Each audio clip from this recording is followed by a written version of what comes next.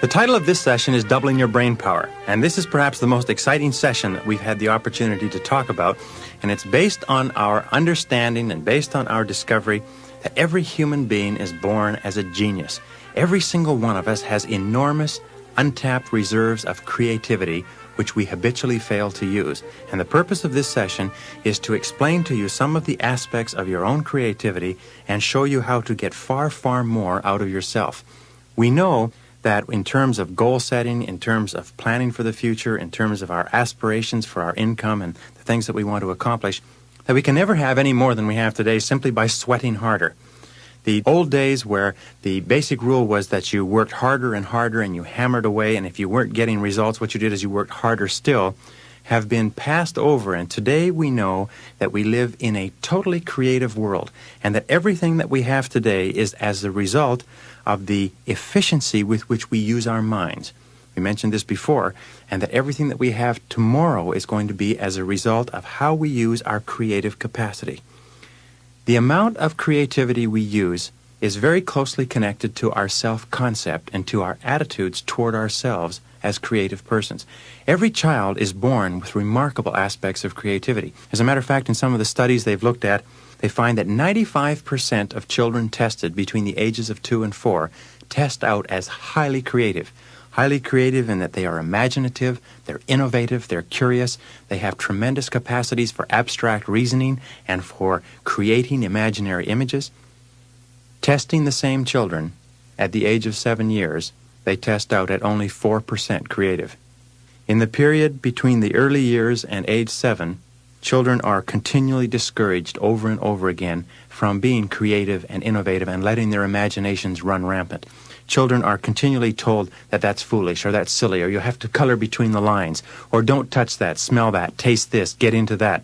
And children gradually learn at a deep subconscious level that it's not smart to get off of the beaten track. It's not smart to try to look or touch or taste or feel things that mommy and daddy don't approve of. The wonderful thing about creativity is that it's subject to another law which we call the law of use. The law of use simply says that with any human faculty, we either use it or lose it. The creative faculty, however, is never totally lost. What happens is that it goes underground and becomes a latent talent or capability of the human mind, and that we can begin to use our creativity again any time in life that we so decide. The purpose of this course is to show us how to trigger it, how to stimulate it, and how to get far more out of it. As a matter of fact, it's been said that necessity is the mother of invention, and if that's so, then creativity is the father. Ralph Waldo Emerson said that we live in the lap of an immense intelligence, and he described this immense intelligence as though it were an ether that surrounded the earth, like a huge mainframe computer into which every one of us can tap. This has been called throughout all of history things like the oversoul or infinite intelligence or the universal subconscious mind or the collective unconscious, and we are going to talk about this aspect of human creativity as the superconscious mind. This superconscious mind is so much vaster than our own individual intelligence, and it is something that we use on a random and haphazard basis all the time. If you've ever had the experience of being working on a problem or trying to achieve a goal or being wrestling with some dilemma, and as you're walking along or driving along, an idea shoots into your mind like a bolt and it's a perfect idea? Or have you ever had the example, for instance, where you have been thinking about someone and they telephone you and the phone rings and it's them? Or you've called someone else and they say, I was just thinking about you just when you telephoned. We have examples of this all the time where we have these almost unearthly bolts from the blue that seem to indicate that we have the ability to tap into a different form of intelligence than anything that is taught in the textbooks. And the purpose of this session is to explain how this works, because by using this superconscious capability, we find that we can dramatically improve the quality of our results and move faster toward the achievement of our goals than by using any other human faculty. There's a book by Richard Buck called Cosmic Consciousness, where Buck goes back over several hundred years of the most creative men and women of all time and finds that virtually every single one of them spoke about in their writings of an ability to tap into a higher form of consciousness. This superconscious mind is characterized by some of the following things. First of all, it's the source of all pure creativity. All great creative geniuses, all great innovations, all major breakthroughs in human history have come as the result of superconscious functioning. Some of the people who have written about using the superconscious function are, for instance, Ralph Waldo Emerson. Emerson said that he never wrote anything of his own volition, but he just simply acted as a conduit for this oversoul or this infinite intelligence, and it would pour through him, and the words would flow out onto paper, word perfect, come through his brain almost as if he were tapped into an unearthly power source. Mozart, for instance, considered the greatest musician of all time, wrote his music note perfect the first time. When he sat down to write, he said the entire music, the entire symphony, the entire opus would come into his mind, and he would simply transcribe it onto paper.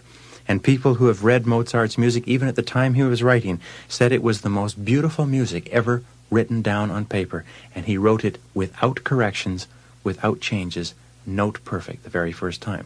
Beethoven was deaf from the age of 35. Most of his great works were written after he was totally deaf, and Beethoven also said that the symphonies came full-blown into his mind, and he just simply transcribed them on paper.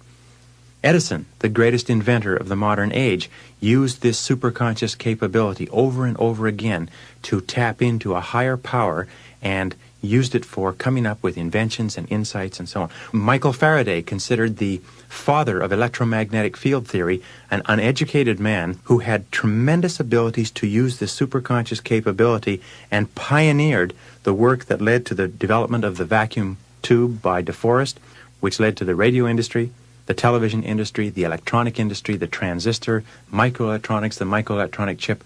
The entire set of principles came to him in a dream, and he got up in the middle of the night and he sat down and he wrote page after page after page of scientific formulations, which later, when taken down to the laboratory and tested, were found to be absolutely, perfectly precise and brand new in all of human history. They had never been written or discovered or worked out before. Every one of us has had the occasion of using this superconscious creativity where we're going through our day-to-day lives and we see a product or a service that we think should be used or think that somebody should be producing, and we say, I wonder why somebody doesn't offer that, or I wonder why somebody doesn't invent that. And then 2 or 3 or 4 years later, we see a major corporation comes out with exactly the product that we thought of 2 or 3 years ago and goes on to make millions and millions of dollars. The difficulty with our creativity is not that we do not have the same insights as the geniuses, but it's this one small distinction. The geniuses trust and believe in the value of their insights and in the value of the thoughts and the ideas that come to them, whereas we do not. We think of these ideas and we think, well, this idea can't be of any use. It came from me. It's my idea. And so we wait until see somebody else come up with the idea, which may not even be as good as the idea we originally had, and we say, isn't that person intelligent? Look what a wonderful idea they've come up with. Well, many of us think that our creativity is limited by our IQ, that our creativity is limited by the years of education we had or the grades that we got in school, that somehow creativity is something that only scientists and artists and musicians and painters have, or poets or writers.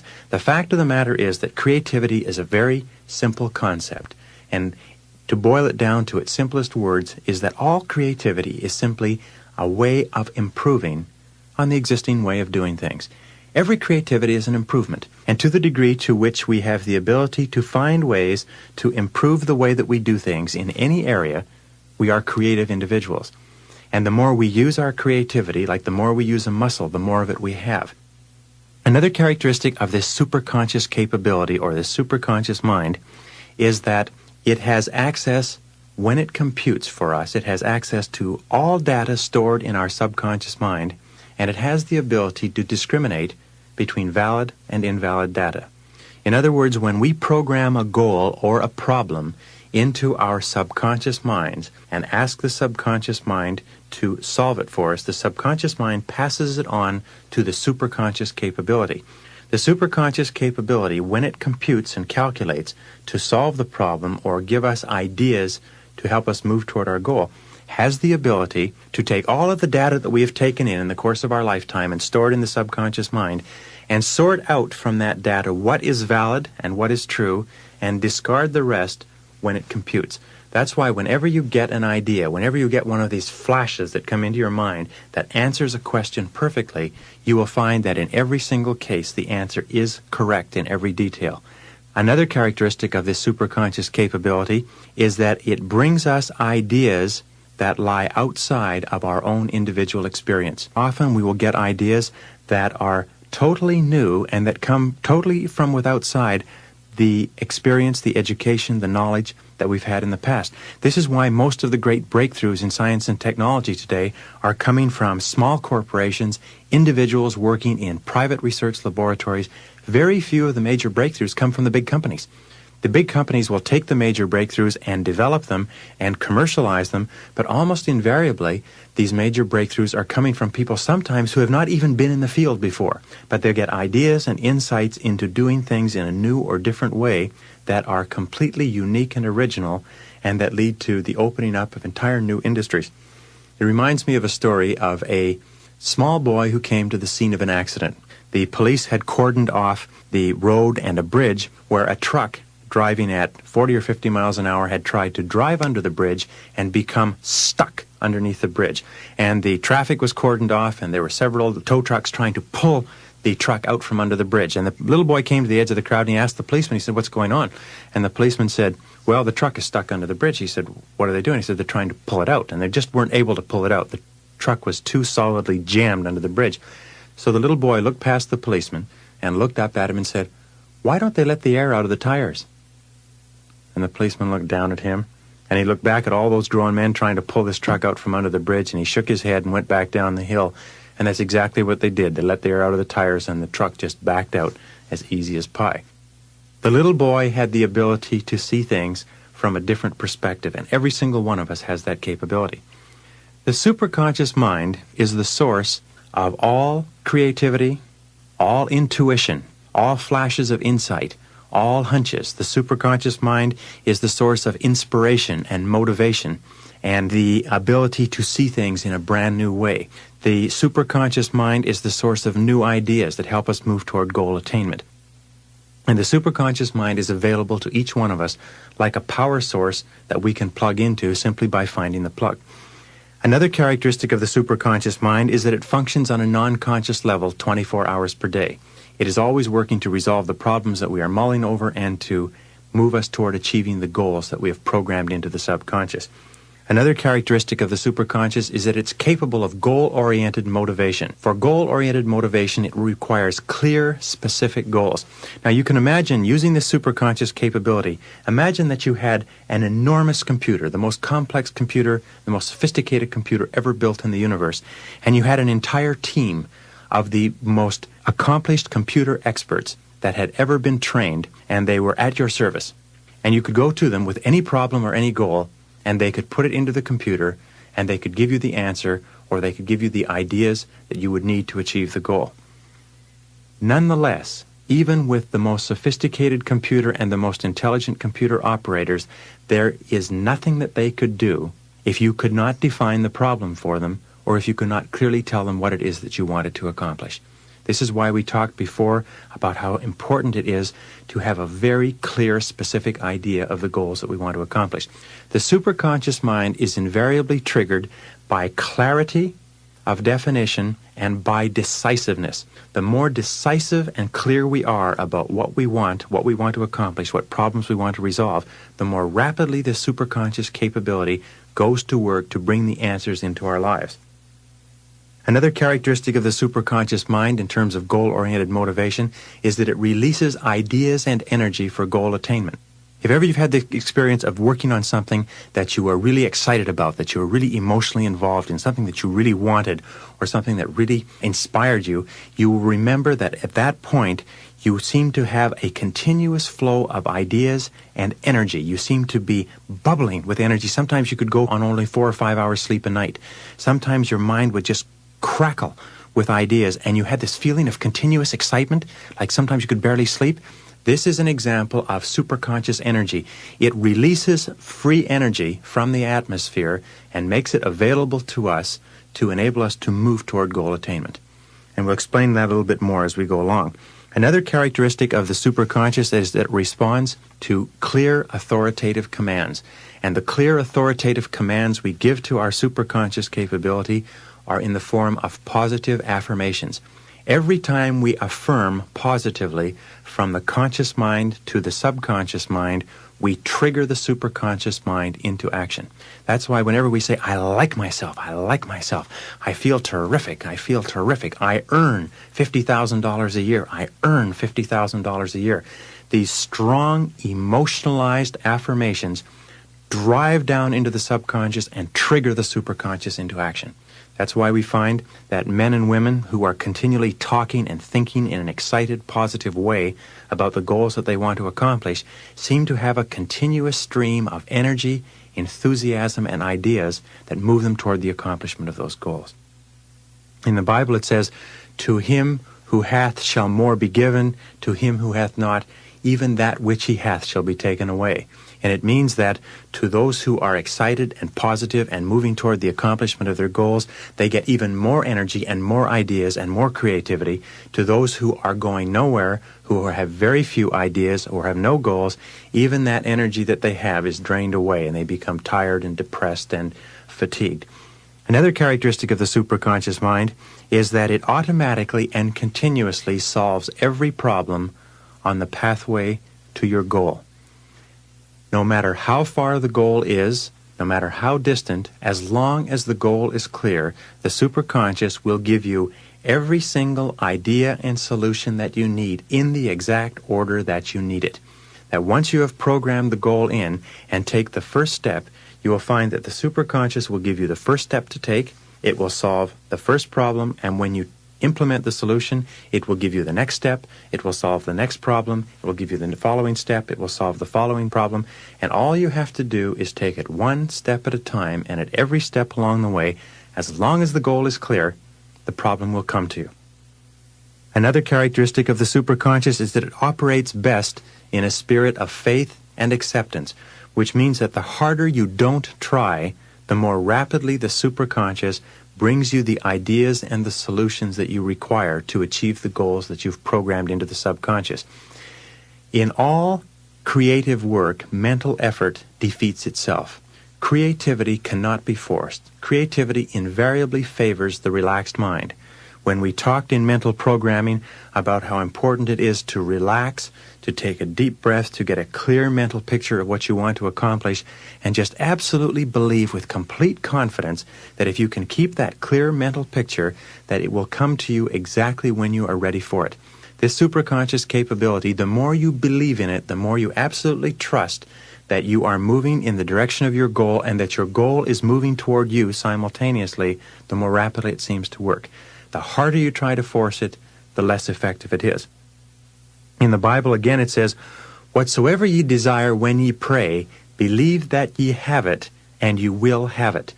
This is one of the most powerful admonitions to self-confidence and to positive thinking, that if you absolutely believe that you already have the goal as achieved, and just confidently expect each step to take care of itself, that's what triggers the superconscious into working. Another capacity is that the superconscious grows in capability as it is used and believed in. The more that we absolutely believe that it is working for us, the more rapidly it works. And you'll find a very interesting thing, that when you begin using this superconscious capability, it's the same as getting a muscle into shape. If you have not done physical exercise for a period of time, it'll take a while before you limber up and loosen up and are able to use your muscles in a particular sport. When you have warmed up and when you have gotten yourself into good physical condition, you find that you can play longer, you can engage in the sport for hours without fatigue, that you can do more and more with greater and greater flexibility and adaptability. It's the same way with this superconscious capability. The more you use it, the faster it works and the better it works, until it finally gets to the point where you can think of a goal or put a problem into the superconscious and you'll get a response sometimes within minutes. Sometimes so fast that it will absolutely stagger you. By the way, Dr. Joyce Brothers calls this flow of superconscious creativity just by the words flow. And whenever an individual has been working on a creative project, and many people who have to write proposals or write reports or write term papers have had the experience of sitting down to work at a term paper or to work on a proposal, and suddenly something clicks in their mind, and the words begin to flow, and they begin to flow line after line after line and page after page, and it seems that you can write the whole proposal from beginning to end almost without notes, and when you're finished, it's word perfect. Many of the great poems and the great stories and the great songs, many of the great creations of human history have been written or constructed word perfect the very first time. And this is all an example of this superconscious capability that's available to all of us. Another capability of the superconscious mind is that it has the ability to take us through the lessons that we need to learn in order to achieve the goal. We know, for instance, that the subconscious mind will take a goal and will go to work to move us toward that goal, very much the way a torpedo, once it is aimed at a particular target and fired, the torpedo will move toward the target, will take sonar blips from the target that feed back to it, and will correct its course, and no matter where the target goes, the torpedo will hit the target. The superconscious will do this also, but the superconscious has one additional unique capacity, and it is this. We can program our goal or target into our mind, into our superconscious capability, and as long as we have a very clear idea of what it is we want to accomplish, we can then fire off our mental torpedo into the air, and the superconscious has the ability to seek out and find the target, even though we have no idea where it is when we begin moving toward it. While we are moving toward this target, the superconscious, especially if we have set a goal or target that is very high for us, the superconscious will take us through the lessons necessary to enable us to accomplish that goal. It will take us over hurdles. It will take us through mistakes, through obstacles, through setbacks, through disappointments, through stumbling blocks, if you like, every one of which has been put there to teach us a valuable lesson to enable us to reach our ultimate goal. We've all had the experience of having unfortunate or unhappy things happen to us in our lives. And then later, in retrospect, we look back and we say, boy, wasn't it fortunate that that happened at that time? Because if that hadn't happened, this wouldn't have happened, and this wouldn't have happened, and we wouldn't have arrived here, which is where we wanted to end up in the first place. Have you had that experience? It's a very normal experience that we look back in retrospect on unfortunate occurrences and we say, boy, it was lucky that happened. Because if it hadn't happened, I wouldn't have achieved the happiness or the success that I've achieved today. On the David Susskind Show a few years ago, they had 4 young men who had earned $1 million before the age of 35. And in talking to these young men, they asked them how many different careers or businesses they had been in before they had reached the business that enabled them to become financially independent at a young age. And it turned out that they had each been in an average of 18 businesses before they reached the one that enabled them to be financially successful. Now, the logical question is this. Did they fail in 17 businesses? Because that's what happened. They went in and out of 17 businesses or careers before they found the 18th one. What was the purpose of each of those 17 businesses on average? Wasn't it to teach them the essential lessons that they had to learn if they wanted to become millionaires in their mid-30s? Of course. Now, the difference between winners and losers is simply this, is that winners accept and believe absolutely that they are fated and destined to be successful, and that every single thing that happens between where they start and their ultimate success is either a step forward or a valuable lesson that has been sent to them to teach them something that will enable them to be ultimately successful. The losers set off with sometimes high goals and high ambitions, but whenever they reach disappointments and setbacks, they quit or they deviate or they scrap their goals or they settle for something far, far less. The winners take every single challenge, every single hurdle, every single difficulty and say, all right, this has been sent to teach me something really valuable. This is part of the process that prepares me and equips me for achieving my ultimate goal. So what can I learn from it? And that's the distinct difference. And if you absolutely believe that you are fated to be successful, then just simply confidently expect that every single thing that happens to you is happening to you for your benefit. It is up to you to find the benefit that's hidden within it. And again, Napoleon Hill, who calls the superconscious mind the infinite intelligence in his writing, simply said that within every setback or obstacle or disadvantage, there is the seed of an equal or opposite or greater advantage or benefit. And that the successful man or woman always looks for the advantage or benefit in every situation, and lo and behold, they always find it. Because as long as you're looking for the obstacle or benefit, you cannot be seeing or worrying about the negative event or the setback. The next characteristic of the superconscious mind, which is terribly important to us, is that it makes all of our words and actions and their effects fit a pattern consistent with our self-concepts, with our current programming, and with the goals that we are trying to accomplish. What this means is that when we have a very clear idea of what it is that we want to achieve, especially in a social or a business situation, the superconscious mind will make everything that we say and everything that we do exactly appropriate to what we're trying to accomplish. Flip Wilson used to say that when you're hot, and when you're not, you're not. And we've all had the experience of being in a situation where we simply couldn't say or do the wrong thing. It seemed that everything that came out of our mouth or everything that we did was exactly right for the situation. And it felt perfect, and it flowed naturally, and it was all in complete harmony with the goal or the objective that we wished to attain. We've all had that experience. Psychologists who have great difficulty dealing with this idea of superconscious creativity because it cannot be duplicated in the laboratory have two expressions for it. One is called serendipity. Serendipity is considered to be the ability to find happy events, to go through life and find series of happy coincidences that occur to one. And another expression that they use is what is called synchronicity, when several events conspire together, seemingly totally unrelated, and yet when they meet together, they form a pattern or bring us the result or a solution that we were looking for. And we've all had the occasion where a whole series of things seem to conspire together into a happy coincidence, where a series of events conspire together to bring us the goal, to bring us the solution, to bring us the thing that we were looking for. This synchronicity or serendipitous series of events is simply another functioning of the superconscious mind. Another factor in superconscious functioning is that the superconscious mind functions best under two conditions.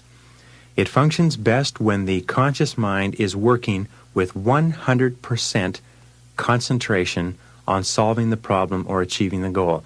Very often when we are totally concentrated on accomplishing one specific important thing, the ideas that we need will flash into our minds. The other time that the superconscious mind works is when the conscious mind is completely elsewhere, when we are thinking of something else totally separate and apart from the problem or the goal that we're working on. Very often we'll be driving along or going for a walk or listening to a piece of music, or even in the middle of a conversation, the idea or the answer that we have been searching for will shoot into our mind with crystal clarity. The superconscious mind does not function when we are mulling over our problems or our goals. The superconscious mind only works when we are concentrating totally or when we're not thinking about it at all. So it is a very good idea to try both on every problem, to try both on every goal, and I'll give you some methods to do that in a couple of minutes.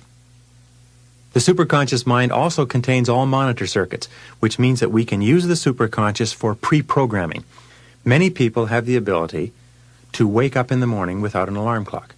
This is an ability that everybody has. They can program their mind to wake up within 1 minute of a particular time, whether it's in a pitch black room, whether they've gone to bed early or late, whether they have crossed time zones, and every single time their mind goes off like a little alarm clock and wakes them at exactly the precise moment that they've programmed into it. As a matter of fact, nobody needs alarm clocks. The only reason we use alarm clocks is because we doubt this superconscious capability. Has anybody ever wondered why this works? Thousands of people don't use alarm clocks, but they very seldom sit down and say, well, why is this? Why is it that it's possible to program this time so clearly into my mind and wake up within a minute of that time? Another way that you can use this superconscious capability is in getting parking spots. Many people can get parking spots 20 out of 20 times on crowded city streets. My wife, for instance, has a series of things that she does in a given day, banks that she visits and stores and so on. Because we have two small children, it's not convenient to park way out in the parking lot or a long way from the entrance to these stores or shopping centers.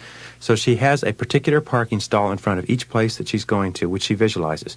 And even on a very busy day, when she arrives there, somebody is holding the parking stall for her, and just as she arrives, not one car earlier, not one car later, the person who's holding the parking stall backs out and drives away. Anybody can use this to get parking stalls. I personally can get 2 parking stalls on a downtown street in any city in North America. You can develop it to the capability where you can win bets on it. All you do is clearly visualize a parking stall in front of the building where you want to park, and you will find that each time that you arrive there, to the degree to which you absolutely believe it will be there, the parking stall will be there. And I've had thousands of people tell me that they've been doing this for years, and their friends are just so outraged and irritated because they can do it every single time. And they absolutely believe, and this is very, very important, the degree of belief and confidence that we have in this superconscious functioning is the exact degree to which it functions. If our belief is total, the superconscious mind functions totally and continuously. If our belief is half, then it functions half the time. If our belief is 10%, it only functions 10% of the time. It's totally controlled by our own minds. With regard to pre-programming the computer, you can remind yourself to make a phone call at a certain time. You can remind yourself to take something from home to the office or from work to home. You can remind yourself to drop off something or pick up something. You can program it in and just tell the superconscious to remind you at exactly the right moment. And at exactly the right moment, just as you're passing the item or passing the telephone or passing the store, the idea will shoot into your brain to remind you to pick it up, make the phone call, drop it off, or whatever it happens to be. The superconscious mind has its own separate computer, which will bring you exactly the answer that you require to solve your problem or achieve your goal at exactly the right time for you. The superconscious mind knows the time better than you do. And the most important thing you can do is that when the answer comes to you, you must act on it immediately. You must immediately implement the intuition or the flash of insight or the idea or the answer that comes to you. Many times we've had the occasion where we've been working on a problem or a goal and we've gotten an idea of something to do and we've said, "Oh, I'll do that tomorrow," or "I'll get on that first thing in the morning," or "That's a good idea, but I'll start on it on Monday." And when we start on it on Monday, we find that it's too late. That when we call the person or we do the thing, we find that the person says, "Geez, I wish you'd called me last week because I had exactly the solution that you required." So when you have programmed a goal into the superconscious mind and you get an intuitive flash or an idea of what to do to move yourself toward the goal, it's absolutely essential that you act on it immediately, without hesitation. Pick up the phone, develop that sense of urgency, and move on it quickly. Sometimes it is only seconds or minutes away from being too soon or too late. And when you get those golden gems of superconscious insight, it's very important that you act instantly. And the more rapidly you act on those insights, the more insights that you'll get. And I've seen businessmen who have no other competence or ability at all except an ability to trust to the superconscious capability and to act instantaneously every single time they get an answer, build enormous fortunes and become outrageously successful, irrespective of lack of education, lack of intelligence, lack of any other ability, lack of any benefits or advantages. By simply plugging into this superconscious capability, they've gotten all the answers that they required to build enormous companies. Finally, the basic operating principle of the superconscious mind is this: any thought, plan, goal, or idea held continuously in the conscious mind must be brought into reality by the superconscious mind. Any thought, plan, or goal held continuously in the conscious mind must be brought into our lives and into our experience and into our reality by the superconscious mind, whether positive or negative. And this is why it is so extremely important for us to always keep our mind focused on what we want to happen and to talk and think and visualize and imagine only that which we desire to come into our lives, because our lives are nothing more than the outpicturing or expression of our continuous conscious thoughts.